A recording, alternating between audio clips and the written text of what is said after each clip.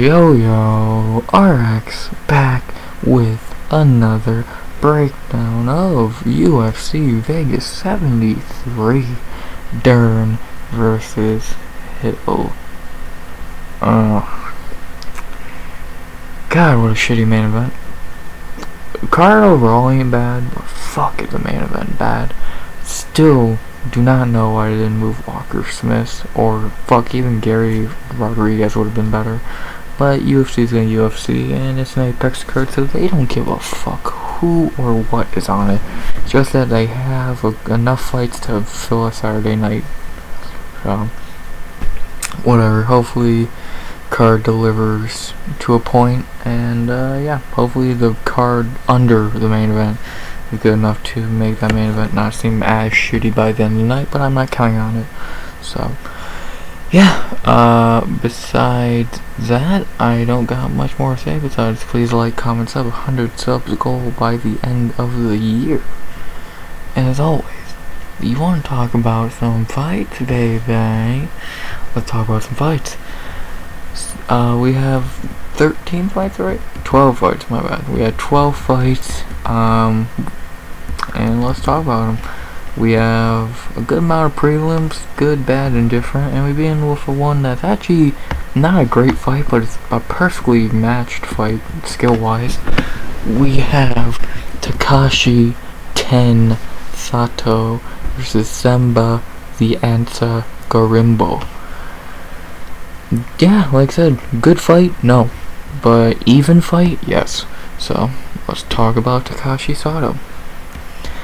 Takashi has not had a good UFC run. He is 2-4 and has lost 3 in a row.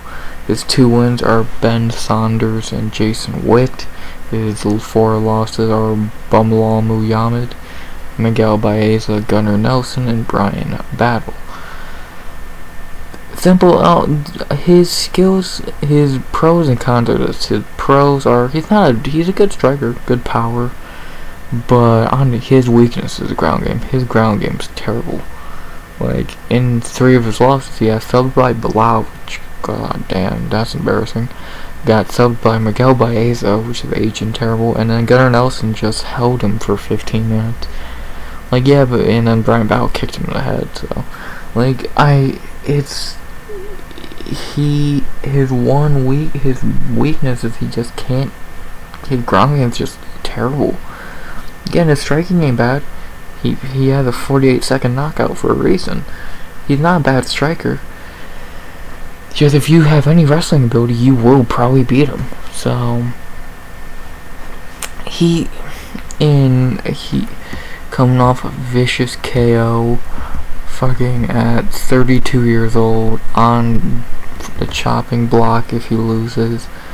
He needs his win. And they gave him a very favorable matchup, a very big step down from guys like Gunnar Nelson and Brian Battle. But can he deliver? If he can't, he's gone. And maybe I'll wake something up in him, but until that happens, I'll believe when I see it. Takashi needs his win, but can he get it? That'd be a tough one to get. To talk about his opponent, Themba Gorimbo. Themba fought a couple months ago. He literally just fought. So I'm shocked he's already back. He fought 2 months ago and he's already back for a second fight. Respect to that. From that respect. Yeah, Themba in the UFC is 0-1, coming off his debut loss to AJ Fletcher only 2 months ago. He didn't look terrible, but he didn't look good. He looked subpar. He looked like a guy who no one knows why he was even signed.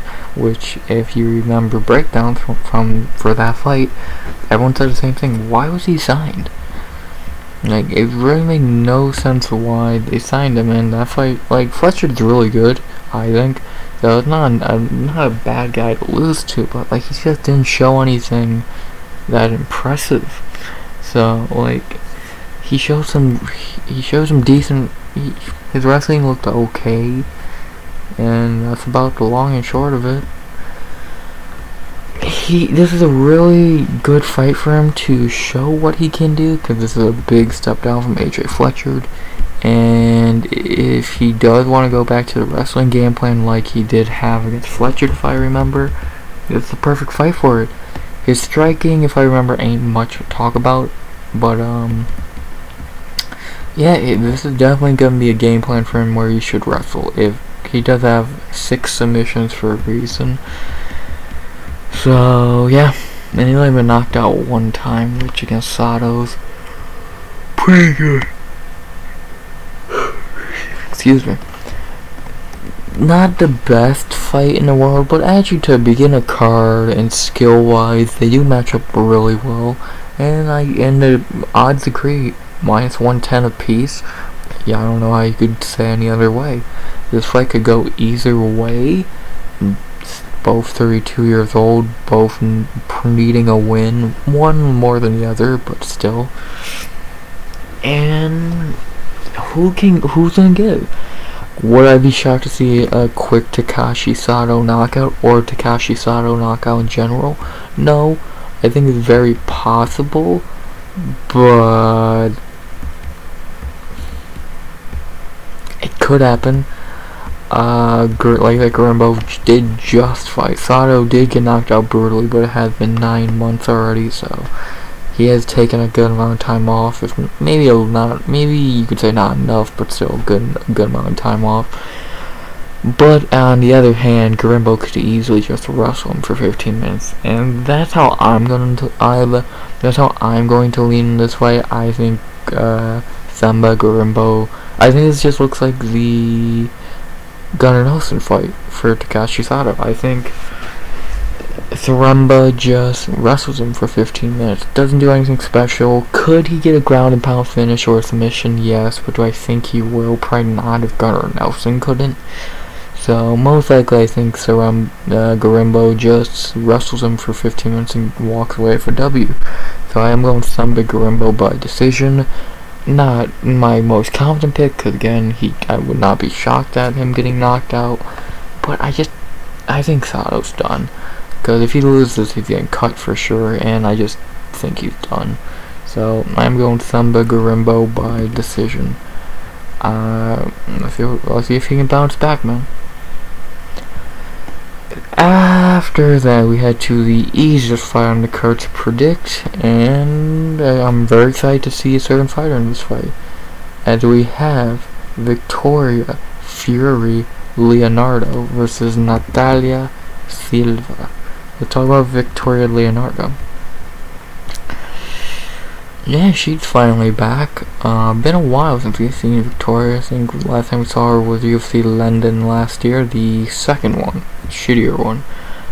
In the UFC, she is 1-2. Her one win, Mandy Boehm, again at UFC London.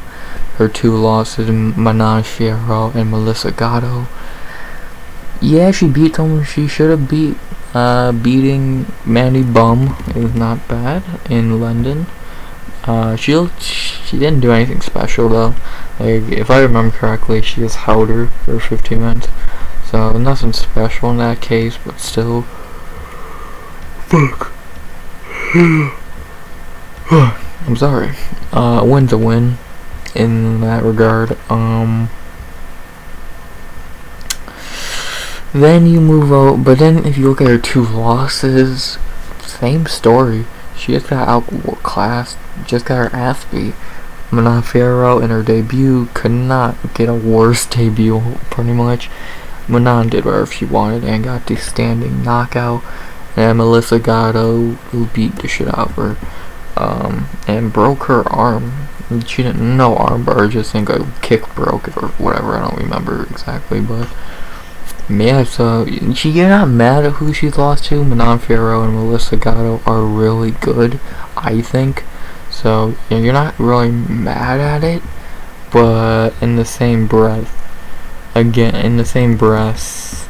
you got fined for a reason. You're not shown that reason. Your 3 fights have been 2 ass beatings and beating Mandy Boehm. And on Contender Series, you ground and pound finished someone who was 3-0-1. And actually, I want to see one thing. Since has that chick even fought? Nope. and she hadn't even fought since. So, should say a lot. I just don't think Leonardo's good. She doesn't do anything that makes you. Even in her win, can you fucking, if you watch that fight, can you even tell me one's gonna happen in that bone fight? She just never impressed me. So she just doesn't do anything that well. So I am just not impressed by Victoria Leonardo.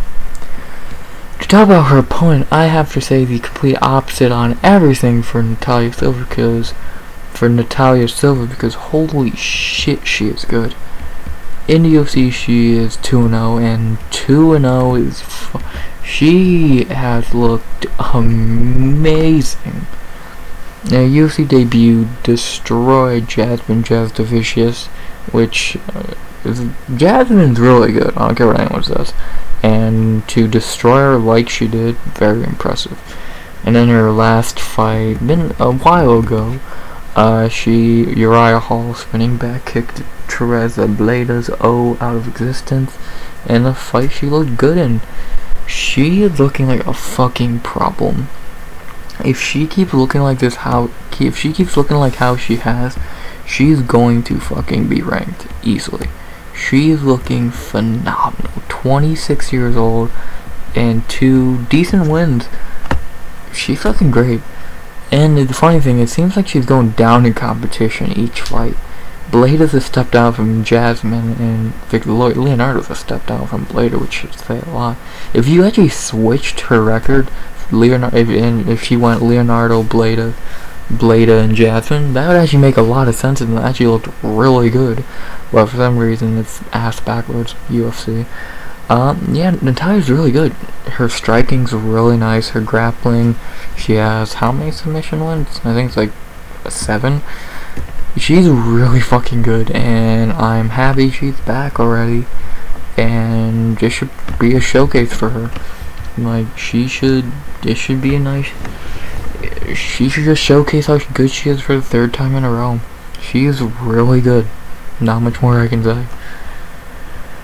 The betting odds for this fight have Natália Silva minus 550. Actually, no, that's wrong because I looked earlier and she's up to minus 900 to minus 1,000. I agree. She's my lock of the night pick, of course. She's the biggest favorite for a reason, and she's gonna win. Leonardo, I don't know what she can even bring to the table to beat Silva, because I'm trying to think, what could she do? She's not gonna outstrike her. She's not gonna wrestle her. Leonardo's fucked in every sense of the word. So, of course, I'm going Natália Silva to win this one, but my biggest problem with the fight is how. Interesting. Leonardo's never lost a fight by decision, you say? I twiddled my thumbs in intrigue.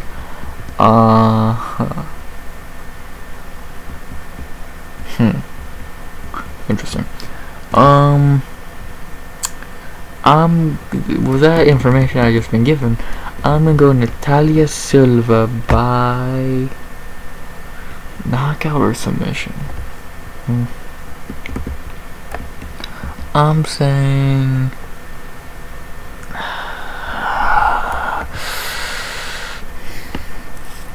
fuck, knockout. I'm going fuck, do I want to go for that? Yeah, I'm feeling a knockout. I'm feeling a TKO knockout in the 2nd.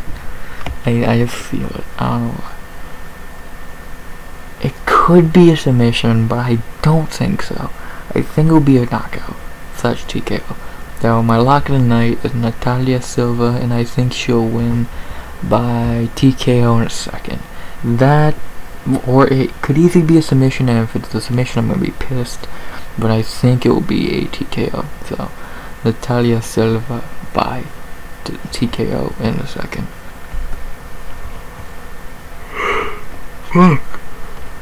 Stop yawning.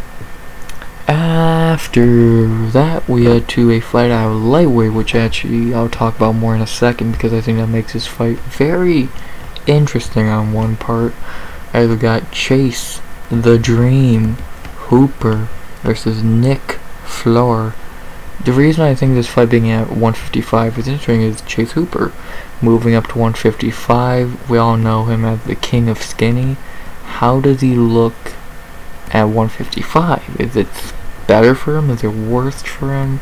Hard. It's gonna be interesting to tell. This is interesting. I did not know this was at 155 till literally, I think, yesterday. Like, of course I knew this fight was happening, but I thought it was probably gonna happen at featherweight. So yeah. But this thing at 55, I think, makes everything more interesting. So let's talk about Chase Hooper. You know what you're getting with Chase Hooper by now. A dude who can't strike, no power, nothing you fear. What you fear from him is his grappling. He is 3-3 in the UFC. His 3 wins: Daniel Tamer, Peter Barrett, and Felipe Colares. His 3 losses are Ox Casares, Steven Peterson, and Steve Garcia. One thing you'll notice in his losses are either he lost to a guy who can grapple, or he lost to a guy who can just out-muscle him and keep it on the feet. Casares, a good grappler himself, was able to keep it on the feet. Or just no wrestling, and probably the better wrestler, grappler, my bad. Peterson just manhandled him, was able to keep him on the feet, and Garcia never let him get to the ground, besides when he knocked him there. And then for his wins, Daniel Tamer, Peter Barrett, and Felipe Colares are not very good.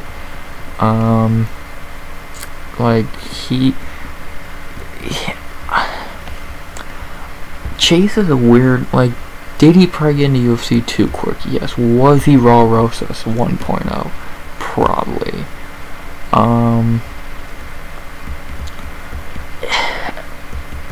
Could he improve? Yes. He's only 23 years old, and yeah, remember, he started his UFC career at, I believe, 19.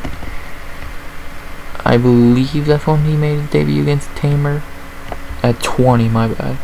So he's been in the UFC a good fucking while, and he's grown up in the UFC, and he's making the move up to 55, which could help him. The one problem with him, can he get striking? Because you could be as big as you want, you could do all this, you could be as good a grappler as you want. If I know you're just gonna fucking shoot on me, I'm just gonna stop it. Cough, cough, the female in our main event.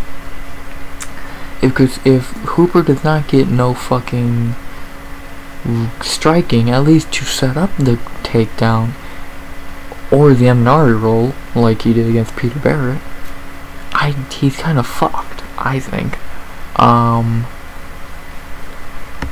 This could be a do or die because this is the lowest level of fighter he's fought in the UFC, and that's saying a lot. And if he loses this, I don't know. I doubt he gets cut yet, but it's getting closer. It's getting real close.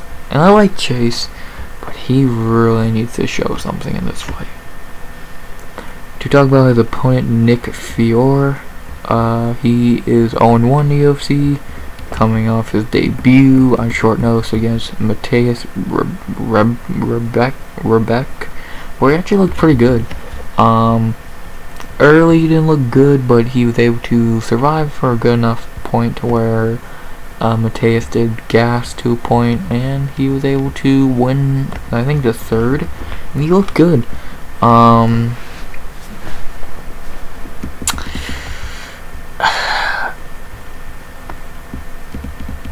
I don't know. It's one of those situations. Is it more because Fiore is good or Mateus is not good? Because I don't know. This dude has a great opportunity right here. He has a great opportunity to answer that question because Hooper is Who? This fight's a weird one to break down. What you say for a couple fights on this card. Hooper is the perfect guy for if Fiore can keep it on the feet, he will win. But if he goes to ground, which he did get, he does kind of want to make it a ground fight, from what I remember from his last fight. He does not. I think he's a black belt too, so like for as shitty as Chase is, you don't want to go to the ground with him, at all. So that's gonna be interesting. That's gonna be really, really interesting. This is an interesting fight because it's a lot like the main event if you think about it. It's if one keeps on the feet, they'll win, but if it goes to ground, they have a good chance of losing. It's such a weird fight. Such a fucking weird fight to break down.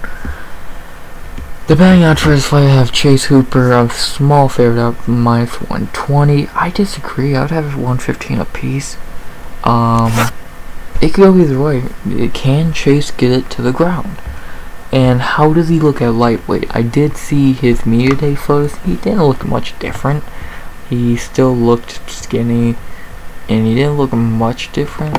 Let me pull him up right now. He didn't look like you would think he would look a little bit different, but he really just looked like Chase Hooper. But again, 10 more pounds. I never thought Chase was cutting that much weight. I thought he was just like maybe cutting like 2 pounds or some shit. So, but maybe this move up is interesting for him. Sorry about the typing, but I want to look at these media day photos one more time, cause he's one of the two dudes on this card I'm really interested to see on how they look on the scales, cause that's gonna answer a lot of questions. I'll talk about the other guy later, but this is such a weird fight to break down, because you got a guy who shows potential but isn't very good against a guy who looks decent in his debut, but how good was the guy he looked decent against, you know? So it's a weird fight to break down, and I swear to God I'll get that if fucking these images would ever load. Like, yeah, he looks pretty much the exact fucking same. Like, it looks a little, I don't know, he looks pretty much the same, which ain't good. So, I don't know, I'll stop stalling. Who am I going with in this fight? I'm going Chase. Not confident, but I am going Chase. I think he can get the W here. And how do I think he gets the W?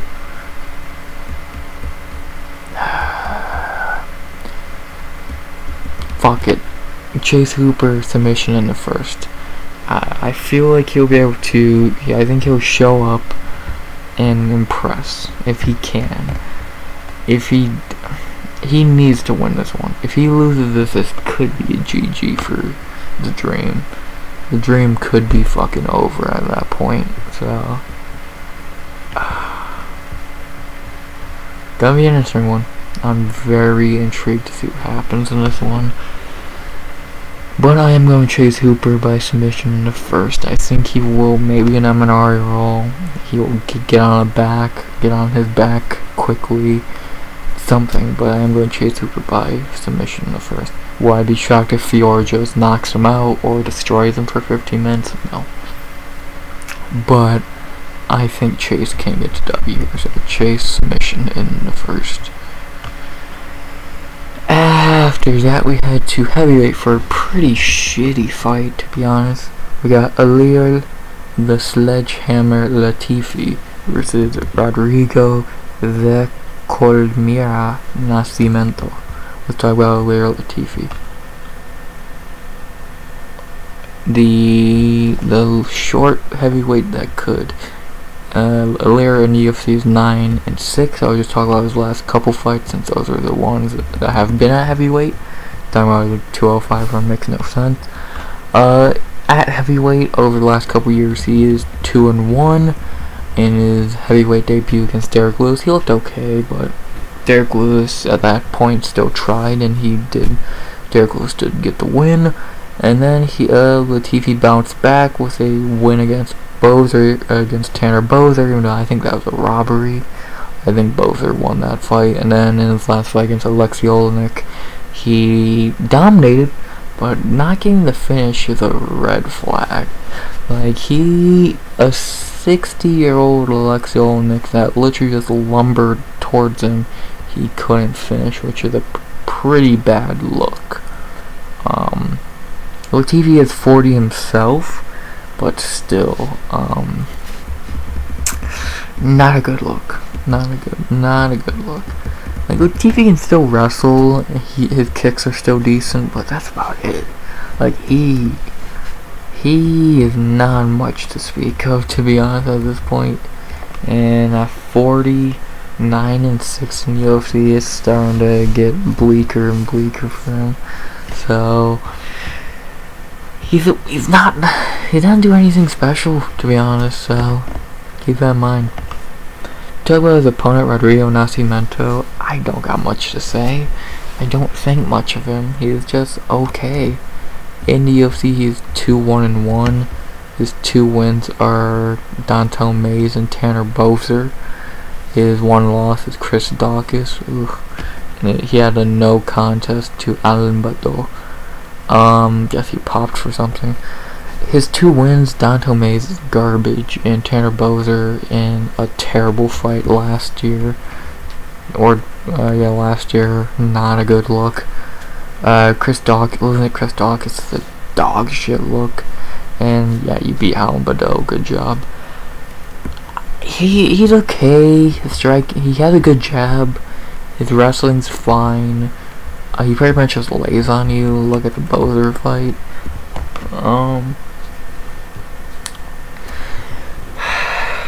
He's just not very good. Like, this is a battle of a dude who's old and not very good, and a dude who's just not very good. The betting after this fight have Nascimento -155 to +130. If I were to pick a favorite here, I would go Nascimento, but probably -135, 130. A smaller favorite. I'm not if I were to pick Nascimento, I'm not confident. He's just not good. That's a big problem with him. Latifi might be 40 and washed badly, but he still can go to a point. And who had a better performance against Bowser? I think Latifi lost that fight, but I think he looked better. And yeah, he pretty much had a flawless performance against Alexei Olenek. So, and he's a very strong dude, it seems. So Nascimento trying to wrestle with him could be very interesting. So, who am I going with in this fight?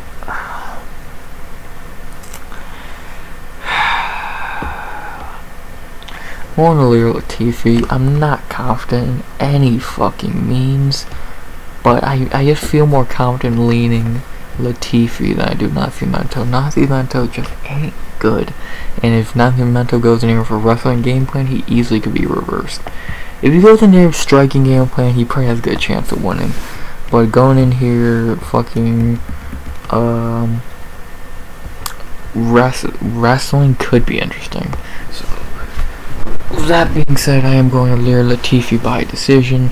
I'm far from confident, but could be interesting. So Latifi by decision. After that, we head to welterweight for a pretty interesting matchup, as we have Orion Galaxy Cosce versus Gilbert the RGV bad boy Urbina. Let's talk about Cosce. Well, his brother already got cut from the UFC for being shitty. Let's see how long he can last.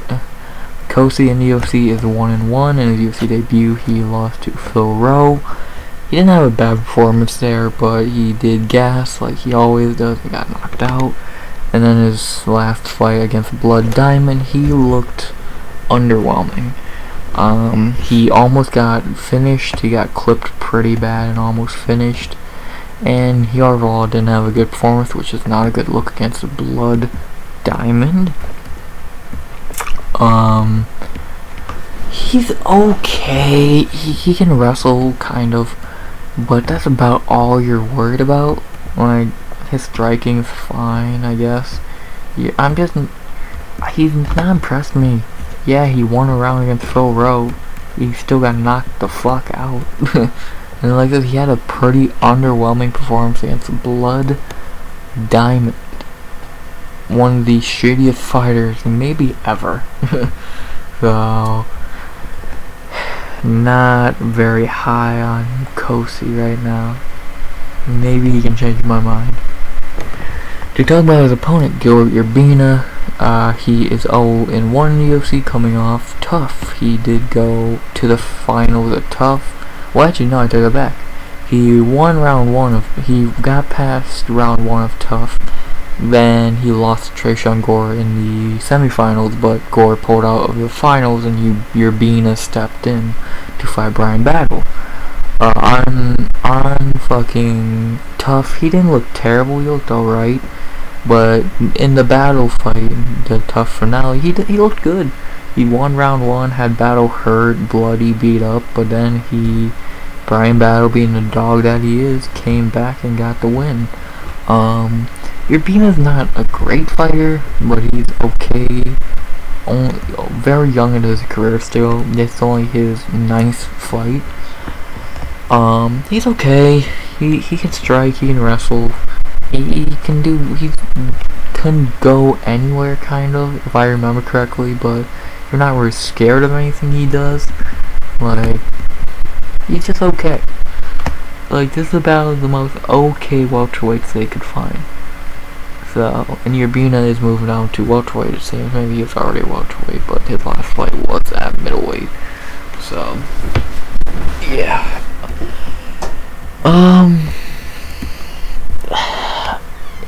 Shit, like, this is not a bad fight. You look at this, you can look at this a lot like the Sato fight. Like, this ain't a good fight, but they are so close skill-wise, it might be interesting. The betting odds for this fight have Cosce -160 to +130. I'd probably say pick 'em 115.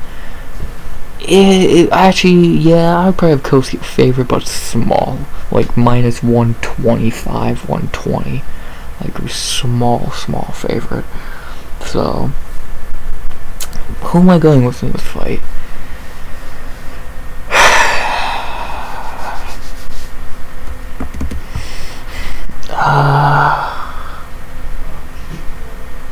Fuck. I'm going the underdog. I'm going Gilbert Urbina. I just have a weird feeling about it. I feel like he'll be able to survive Cosce in the first round and be able to finish him or beat him by decision in the later rounds. I am going Gilbert Urbina by I'm going submission in the second. I think he'll be able to survive Cosce early and get him to the ground and sub him in the second. So I'm going Gilbert Urbina by submission in the second. I think Cosce will do his gas and shit like he always does. So Urbina, submission in the second. After that, we had so far the best fight we've had, and a fight I'm very excited for, because I really like one of the fighters in this fight, and I think the other one's okay. We got the battle of long-ass fucking names, as we got Karolina Kowalkiewicz versus Vanessa Little Monster Demopoulos. Did you know her real name's Crystal? Fun fact. Very good fight here. I'm very excited for the fight, and this is the fight I said they should have done after Demopoulos' last fight. So I really like this fight. So let's talk about Karolina Kowalkiewicz. Not very much you can say about KK at this point that hasn't been said. She's 37 years old. She's at the end of her, she's on her fucking retirement tour at this point. She's 7-7 in UFC. She's a strawweight legend. Let's just keep it blunt. She's a strawweight legend, and I won't talk about. I'll just keep it to her last. I'll keep to her losing streak and her 2-fight winning streak now. She went on a bad losing streak. From 2018 to 2021, she lost 5 in a row. Andrade knocked her out, Waterson beat her, Grasso beat her, Jan beat her, Panay subbed her. Then she came back in 2022 and got 2 wins, beating Felicia Herring by submission, and then at the end of last year beating Silvia Gomez Suarez, even though I think that was a questionable decision because the judges don't know what to knock down in a slipper. She's not looking like, you're not gonna say she's back, you're not saying anything like that. She's looking good, but why is she looking good? Because she's actually like good again, or like, because in both her last 2 fights they said she's went to a new gym, she's wrestling more now, this and that. But is it that? She beat Felicia Herring, who at that point, by 2022, she was more focused on OnlyFans. And she barely beat Gomez, and she did not look that good in the Gomez fight outside of her wrestling. Her striking is just Her fight IQ looked better from the Panay fight, but still. KK can still go and still beat people like Felicia Herring, but this might be when that train stops. Because Demopoulos ain't Gomez or Herring. Demopoulos, I think, is actually really good. And to switch over to Little Monster, Demo, she's looking great. In her last 3 fights, she's looking great. She is 3-1 in the UFC, and since her debut against JJ Aldrich on short notice, she looked great. She got that comeback win against Silvia Gomez Suarez. Then she beat Jinyu Fry and beat Maria Oliveira. Yeah, Jinyu Fry and Maria Oliveira are garbage, but still she looked good in both fights. I think she was the underdog against Fry, big underdog against Fry, and then it was close odds with Maria Oliveira. They're not respecting her, man. They're not respecting Demopoulos. I think she's looking a lot better than the odds and people are saying. She's looking good. Her wrestling's really good. She has that. She does not just lay on you. She actually throws shit on top. And her striking is getting better, it seems. She's not bad. She again. This is only her. She's 9-4, and this is a huge step up for. In UFC, like, this is the best person she's fought since Aldrich, who Aldrich had a career performance against her. This is gonna show if Demopoulos was beating cans or she's for real. I think she's good. Yes, again, Fry and Oliveira, anyone could beat them. Those 2 are probably 2 of the worst fighters on the roster. But Demopoulos, I think, is good. I think she's a lot better than people say. The betting experts I have Karolina -150 to +125. I don't get it. I would have this pick 'em. I think if it's on the feet, I think it's pretty much even. Karolina did not look great on the feet against Gomez. She looked alright, but didn't look great. On the ground, probably Demopoulos' fight. Karolina only is 1 inch taller, big reach advantage, but it's not really that big of a deal. Demopoulos ain't really known for submissions, she's more for control, ground and pound. This could go either way. I'm very excited for this fight. I think this is a great fight. I'm excited. It could go. This is gonna show is Karolina actually back, which no. Or Demopoulos actually good, because if Demopoulos wins this, that would be 4 in a row, and you could start giving her a real matchup closer to getting her into the ranking. And if KK wins this, same thing. If she wins, you can start giving her a matchup that could get her into the rankings again. So I'm excited for the fight. And who am I going with? I'm leaning Demopoulos. I think she can pull off another upset. Third one in a fourth? Was she down dog against fucking Gomez? No, she's the favorite. But yeah, being a dog against Jinyu Fry is disrespectful. Jinyu Fry is a fucking joke of a fighter. One thing I am worried about in this fight, experience is nowhere close. It's 14-7, 9-4, and in the UFC, oh my god. So that could be a problem, but I do think Demopoulos will be able to get the win here. I think she'll be able to maybe get a late takedown in the first and steal the round. Maybe in the third, good control time, win that round. I won't be shocked if she gets the decision and it's a close fight. People are yelling robbery like they love to do. I think it's going to be a good fight, and I'm excited for it. But I am going to Vanessa Demopoulos to win this one. I think she's hungrier. I think she, right now, is the better fighter, and I think she will be able to get the win here. So I'm going Vanessa Demopoulos by decision. And now for the featured prelim, a fight that I don't even know if I have a pick for yet. We have, to end the prelim, for a really good fight that, again, I don't even know if I have a pick for. We have Maheshate versus Viacheslav Borshchev. What the fuck? This is gonna be interesting. Let's talk about Maheshate. Maheshate in the UFC is 1-1, coming off Contender Series. In the UFC debut, he knocked out Steve Garcia, and then his last fight against Rafa Garcia, he lost and didn't look great. I'll start off with the elephant in the room. He's a welterweight trying to fight at lightweight for some reason. He is 6 feet tall, and if he misses weight again for lightweight, there's gonna be some issues. He's a good striker. He has good power, good step and elbows. His wrestling, I think we saw a little bit of it against Rafa. Nothing great. He is probably the better wrestler, grappler in this fight, but that's not saying much. He's good. He's not bad.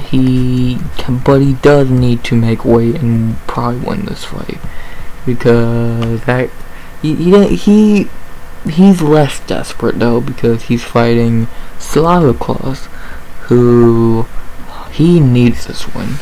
He is 1-2 in the UFC, coming off Contender Series also. In the UFC debut, he did knock out Dakota Bush, but in his last 2 fights, he's lost 6 rounds in a row, all by wrestling. Like, this dude has not looked good. He cannot wrestle for shit. Mark Ducote laid on him for 15 minutes. Mike Davis became a wrestler against him. He's just not very good. He can strike. He's a good striker. But he's just not a good fucking grappler, man. For training at Team Alpha, you'd think of all things you'd be a fucking good grappler. Like, what the fuck are you doing, dog? He's a really good striker. Just can't fucking wrestle for shit. And he needs this win. If he loses this fight, cut him. That'd be 3 L's in a row. Like, he needs this win. But can he get it? This is a tough fight to pick. We had 2 dudes, very young, fucking in their careers. One dude's a welterweight, one dude can't wrestle. Both good strikers. Fucking both probably should need this win. It's a weird fight, but a really good one. Really good fight. The Bangans have Slavoclaus -155 to +130. I don't see that at all. I would have this a pick'em. This could literally go either way. Who connects first? If someone connects, if it becomes a wrestling match, who the fuck wins that? This is a good fight. I'm very excited for this fight. And who am I going with? Fuck, I don't even know yet. I want to see the weigh-ins to see if Maheshate actually makes weight. If this fight got cancelled tomorrow, I won't be shocked if Maheshate misses again. And Slava says nope. But if, let's say, Maheshate makes weight and looks decent on the scales, I'm probably gonna lean him. taller, longer reach, probably the better wrestler. Can put that. And how worried is Slava about knowing he's on the chopping block if he loses this? It's gonna be interesting. I'm very excited for this fight, and as of right now, I'll say my pick is Maheshate, but it could easily change tomorrow morning. So, as of right now, I'm gonna go Maheshate by... Fuck, I don't even know. I literally don't know. Decision. I'll say decision, but I don't even know at this point with that fight. That's a tough fight to pick. So, great featured prelim. A fight that is tough to predict. That's what a good fight should be. A good fight should either be a good fight or tough to predict. So, I'm excited for that one. But right now, I'm leaning Maheshate, but weigh-ins could change it. So, I was just saying Maheshate is my pick for right now by decision. So, those are prelims, really good prelims. Natália, Silva, Chase Hooper, Demopoulos, and fucking Karolina. Borshchev, Maheshate is a great way to end. I think they're great prelims. And now we move on to a 5-fight main card, which is pretty good. Pretty good. 1 second, let me hydrate.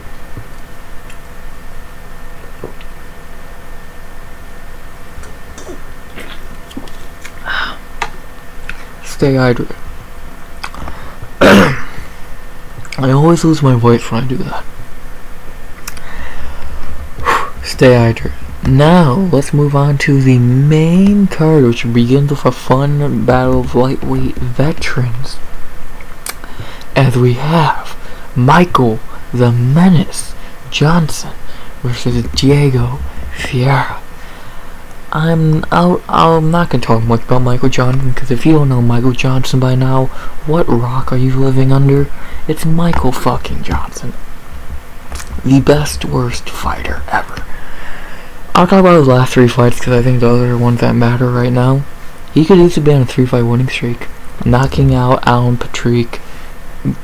You could make the case for him beating Jamie Malarkey, and then beating Mark D. Casey and looking good. He's looking great again. Like, his striking is still good, his wrestling holds up. For being 36 years old, and a couple fights ago being on a 4-fight winning streak, or losing streak, he's looking good again, man. And I'm so happy for MJ. I thought the Patrick fight was do or die for him. So, the fact that he is back doing what he's doing is great to see. And dude, and just to always remind you, this motherfucker has wins over Tony Ferguson and Dustin Poirier. What the fuck? It's MJ, man. He's really good everywhere. Even at 36 years old, he's looking good again. To talk about the opponent Diego Fiore, it's kind of a different story. He is 8-5 in the UFC on a 3-fight losing streak, and been off for almost about a year and a half almost. I'll talk about his last 3 fights because those are ones that matter, because before the 3-fight losing streak, he won a shit ton in a row.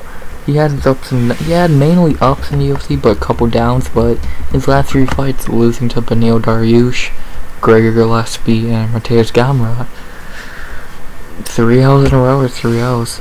Like, Dariush and that's something great to lose to. Gillespie, that's even worse. And Gamrot, yeah, you can't get mad at that.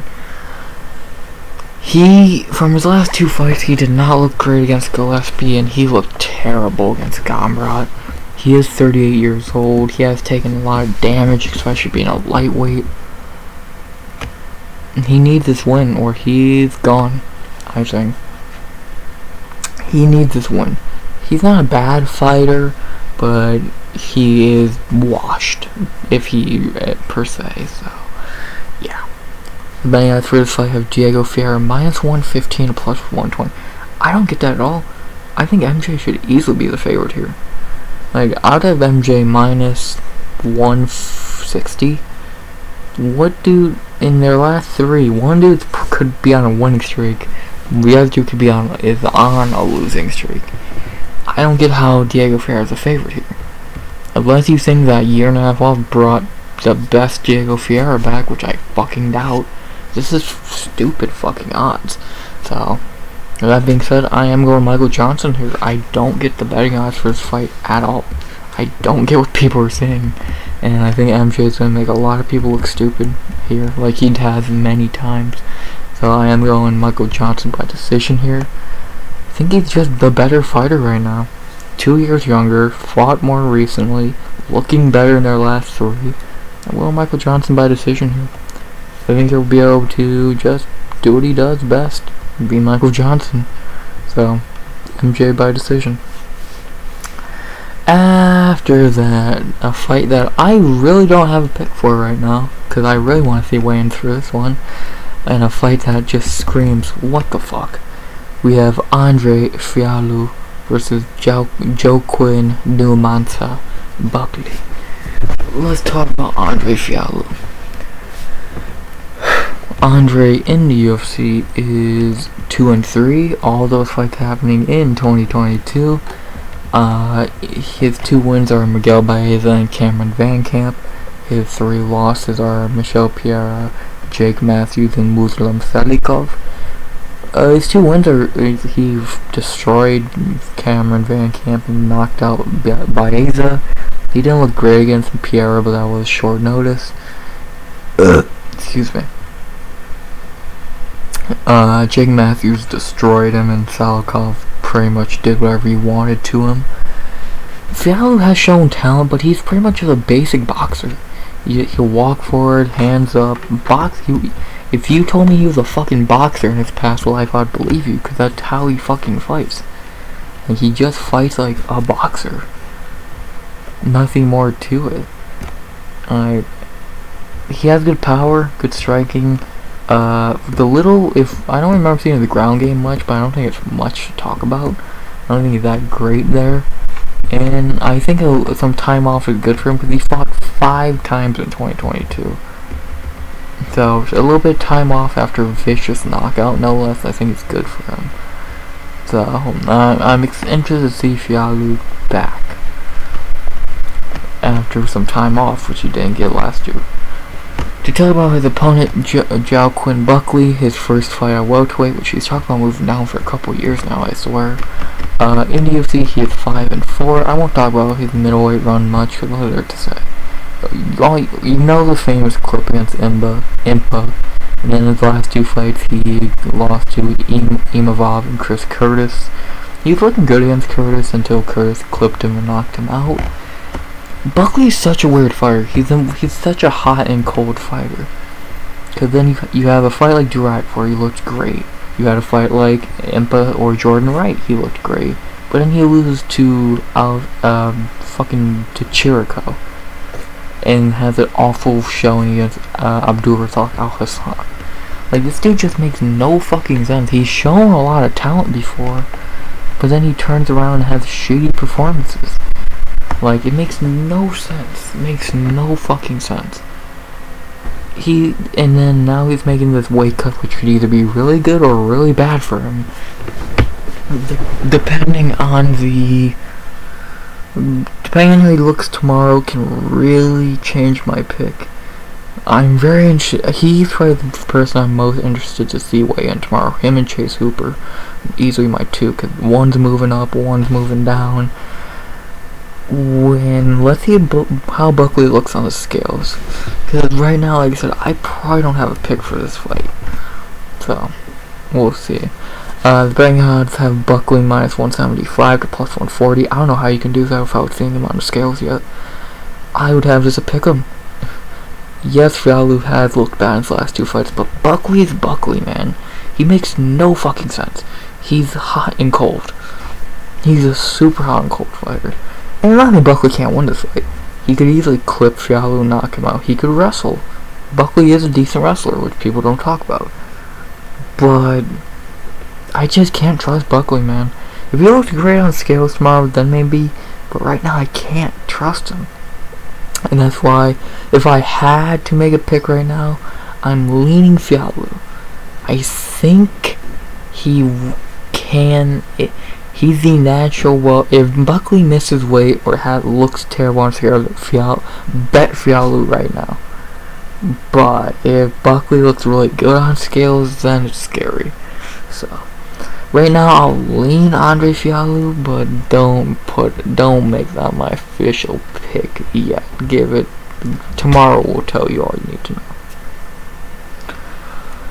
After that, we head to women's catchweight for a pretty decent fight, really strawweight, and I'll talk about why it's catchweight in a second. As we have Emily Ducote versus Lupita Godinez. Good fight. This is meant to be Emily Ducote versus Polyana Viana, but Polly pulled out last week, I believe. Middle of last week or last weekend. So Lupi stepped in because she's fucking insane. Let's talk about Emily Ducote. Emily in the UFC is 1-1. In her UFC debut, she kicked the shit out of Jessica Penne to win her debut and get ranked. And then in her last fight, someone you'll hear a lot of in these last 3 fights, she lost to Angela Hill in a dog shit performance where she did her Beth William Knight impression. Which I'm not gonna knock on her for Angela Hill loss, because for some reason prospects lose all their talent fighting Angela Hill. So keep that in mind. Yeah, not a great look against Hill, but it's Hill. So Lupi, I think going back to the leg kicks like the fucking Penne fight is really smart here for Ducote. Lupi is gonna probably want to wrestle more than she wants to strike. So kicking the shit out of her legs like the Penne fight would be smart. Yeah, Ducote, I want to see more from Ducote, because after the Penne fight, she didn't do shit in the Hill fight. So 2 fights in to already be fighting this level of competition, respect her, but she's gonna need to do something in this fight big after that Hill performance. To talk about her opponent, Fimo Hamza, because she just fights anytime they need someone to fight, Lupi Godinez. Lupi in the UFC is 4-3. I will say again, I think she only has 1 loss, and that's to Angela Hill. She got robbed against Penne. She got robbed against Karolina. Besides that, she's won her other ones, and again, not gonna knock on her for a Hill loss. They lose their talent fighting Hill for some reason. Lupi has really slowed down for that Cornellosi fight. That Calvillo fight was very unimpressive. She has way too close of a fight with Cynthia Calvillo in 2023. Like, it was not robbery. Only stupid motherfuckers say that. But it was way closer than it should have been, and I mean way closer.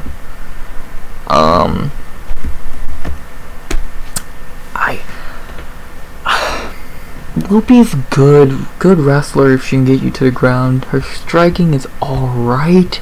Just she needs to get back on track. It seems like that Hill fight maybe threw her off. She's getting back in the flow of Calvillo. This would be a good fight to get her back on track. I think chucking leg kicks should be a thing. Definitely should try and get to the ground if you can.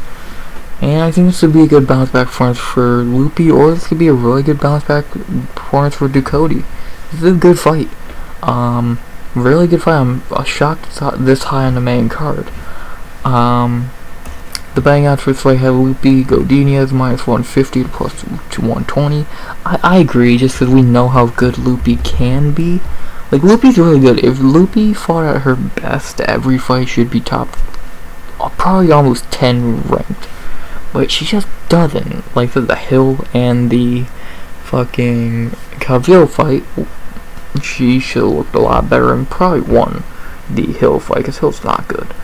So this is gonna be a good fight. I can see this going either way. It won't be shot Ducote wins. Good leg kicks, keeping that space for 15 minutes. But I do think Lupi will be able to get the win here. I think she'll get maybe some bare minimum some clinching going. Maybe a takedown late in a round. the normal shit, and I think Lupi will be able to squeak out a decision here. So I'm going Lupi Godinez by decision. Should be a good one. Time for the co-main event of the evening. We head to middleweight for a pretty decent fight between Edmen, the Golden Boy, Shabazian, versus Anthony Fluffy Hernandez. This should be a good fight, man. I'm excited for this fight. Not gonna talk much about Edmen. I think we all know Edmen by now. Dude started off his UFC career hot, couple nice wins, and then Derek Brunson beat the shit out of him. And then Jack Hermanson beat the shit out of him. And then Nasser Dinimov beat the shit out of him. And then he came back a couple months ago and returned versus Daucha Lunkambula and looked okay. Daucha's a fucking joke of a fighter, so I'm not gonna say much on that. But yeah, he looked alright. His main weakness is his wrestling. He cannot wrestle for shit. And for who he's fighting, that's an awful weakness to have. He's a decent striker, and that's something that has not faded from him even in the losses. But it's just his fucking strike. It's just his fucking grappling, man. It's so bad. And the fuck, I'm pretty sure he trains with Ronda's coach, fucking what's his face. So of all people to be training with, you don't know how to fucking wrestle, dumbass. Let's talk about Fluffy Hernandez. Fluffy, man, ever since that fucking Rodolfo fight, he's just been in his fucking bag. In the UFC, he is 4-2. His 4 wins: Jun Young Park, Rodolfo Vieira, Josh Freeman, Marc-Andre Barriute. His 2 losses: Marcus Perez and Kevin Holland. And actually has a win over Baron Allen at LFA, so that's a good win also. Fluffy's really good. His wrestling is crazy good. His striking's okay, but his wrestling's where it's at. He does not give a shit.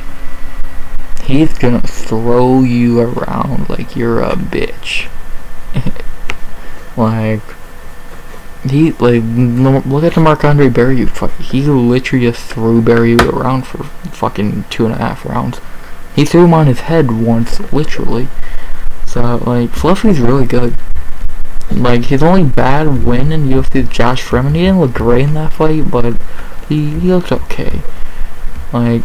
He looked good. That legendary fight against Rodolfo, beating Jun Young Park is aging well, and then running through Marc-Andre Barriute.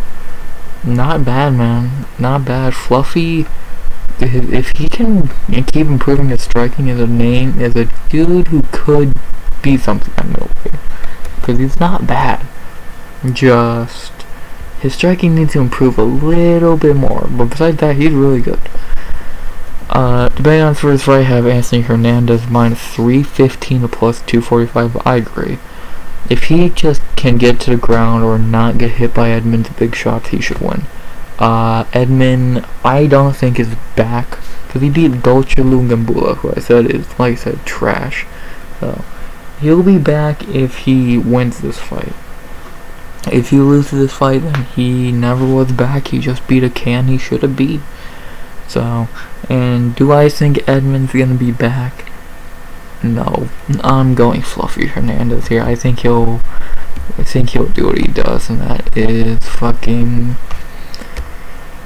I think he's gonna throw Edmen around and get a finish. So I am going Fluffy Hernandez by TKO or submission.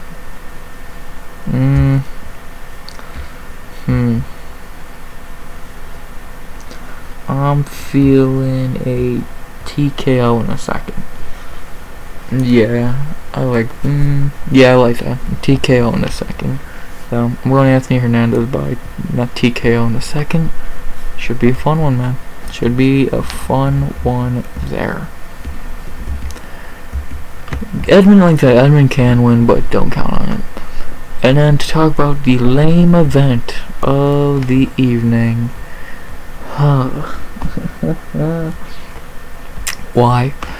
We have Mackenzie Dern versus Angela Overkill Hill.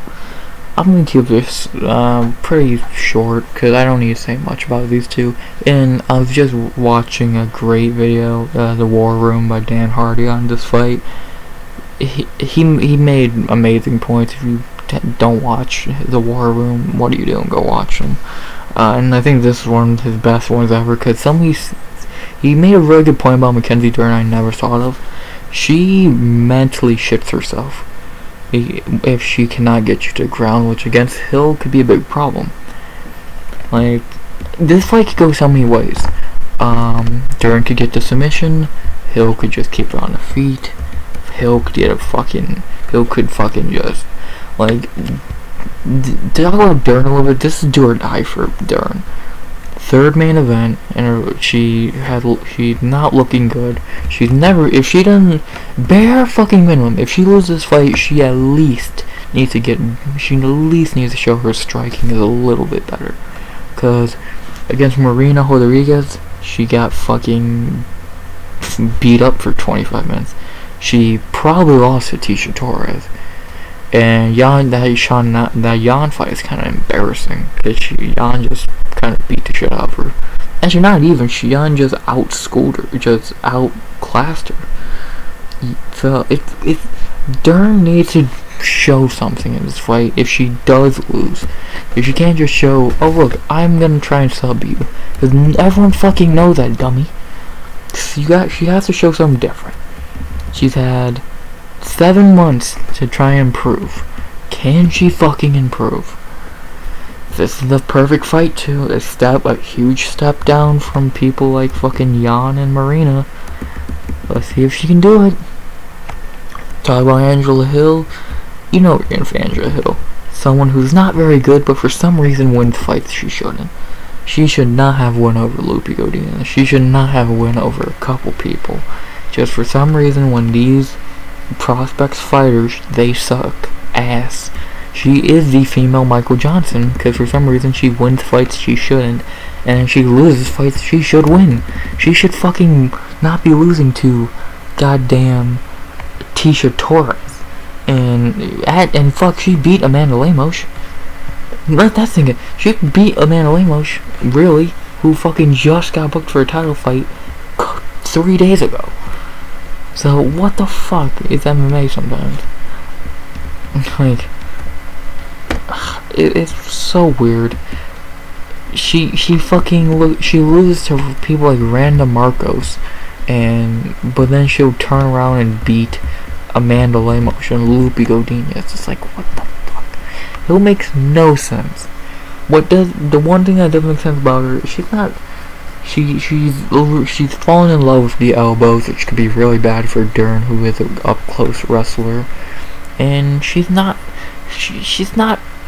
terrible, but she's not very good. Like, again, the couple of people she's beat she's not better than. So this fight's gonna come down to, does Dern get the submission or at least get the ground game? Because unless she, again, in 7 months has actually learned how to throw a fucking punch, it's gonna be a long night for Dern again. So it's third time the charm for Dern. We'll see. The betting, I think it is. Mackenzie Dern minus 185 plus 155. I disagree. I'd have another pick'em. I don't know how you can be confident on either side here. One, you don't even know if she knows how to throw a punch. The other, you don't trust at all. So it's like, where the fuck do I lean in this fight? Because it's picking between two evils. Which evil is less evil? I don't know. Which evil am I picking? I'm going Dern. I think third time's a charm in a main event. I think Hill is shooting above her weight now, bit off more than she can chew, and I think that Dern will, the bare fucking minimum, will just lay on her. And fucking first, I don't know, it's such a hard fight to predict. So I'm gonna go Mackenzie Dern. I'm not confident, but I am going Dern, and I am going Dern by decision. I know that's gonna shock people. I don't think she'll get the sub. I think she will probably maybe lose the first 2 rounds, but when it hits that third, that fourth, that fifth, somewhere she's been twice now, Hill's never been. I think that's where Dern can really succeed. Maybe show off a little more striking. Maybe show a little more. Because if she doesn't and she loses fight, I don't know what you do with her at this point. So I'm going Mackenzie Dern by decision. So those are my picks. To go over them one more time. Themba Gorimbo by decision. Natália Silva, my lock of the night, by knockout in the second. Chase Hooper by submission in the first. Ilir Latifi by decision. Gilbert Urbina by submission in the second. Vanessa Demopoulos by decision. Maheshate by, I'll say decision right now, could change. Michael Johnson by decision. Fialho, not sure by what yet, or if I'm even picking him. Godinez by decision. Anthony Hernandez by TKO in the second. And Mackenzie Dern by decision. Yeah, not the greatest card in the world, but it's not bad. Some good names on it. It could be a fun night of fights. So overall, hope you enjoyed the video. This card could be interesting. You'll hear me recapping what I thought of it Sunday 1 PM EST. I hope, I promise I'll try. And then you won't hear from me next week because there is no card next week. You'll hear from me in 2 weeks for a breakdown of UFC Vegas 74, Kai Kara France and Amir Albazi. That card's looking pretty weak, but hopefully that card gets better, and that's when you'll hear from me again for a breakdown. So, hope you enjoyed the video. Please like, comment, sub, 100 subs goal by the end of the year. And, as always, RX